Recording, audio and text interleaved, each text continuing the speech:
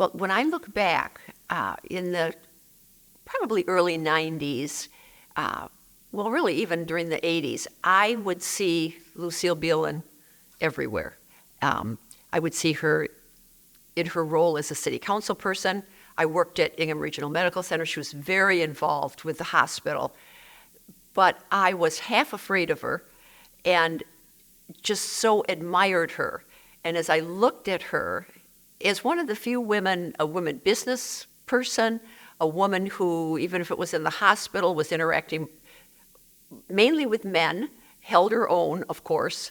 But in government, I was already very interested in government. Had no idea I'd ever run for anything at that point.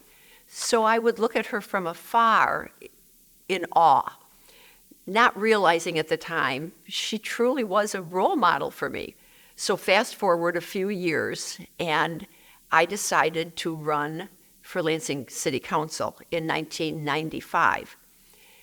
And I remember thinking about that and knew that one of the first people I had to go meet and visit, and I had never met her except to say hello, I mean, I'd never really had a conversation, was Lucille Belen. Because in Lansing at that time, you needed, as a candidate, you wanted to get the stamp of approval, or at least not to have disapproval of Miss Belen. So I called her up, and we met for coffee, and I believe it was in the old Radisson coffee shop, restaurant. And I told her that I was thinking about running, and she was supportive, thought that would be a good idea, realistic, wanted to know why I wanted to run, but then from that point on, was always supportive. I would call her periodically to get advice from her, but she was really an early role model for a woman, one of the only women I saw as a female in an elected position, and a very powerful one. Well, just knowing her own history, looking back at her family history, of course, her mother was an amazing woman for her time also. Ran for the legislature, cared about people, made things happen, started, I believe it was visiting nurses in our community. So I think Lucille Belen saw that from the time she was a child, and so cared about people, knew the importance of community, and obviously felt that through politics or elected office, she could make a difference. And I think all of those things combined that made her step up, run for office, and of course, shape this community for decades to come.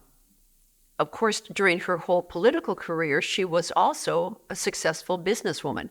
And so she had the rare balance, really, of caring about people, understanding people, but yet a very pragmatic business sense. And I think that allowed her to see all different communities in our city and understand what people needed, wanted, what it entailed to make a city successful. One of my most vivid memories of Lucille Belen that stuck with me was when she lost, and that was 3 years before I even was going to run for office. So at that point, I didn't have that in mind. But the day after the election was the United Way breakfast, which they did every year. You had to be there at like 7 a.m. and huge crowd of people, 800 people, Kellogg Center. She had lost the election, which after 37 years of being on the city council must just have been devastating. I got there, to go to the breakfast, and there is Lucille Belen in a red suit, up front and center, talking to people, not one bit of poor me.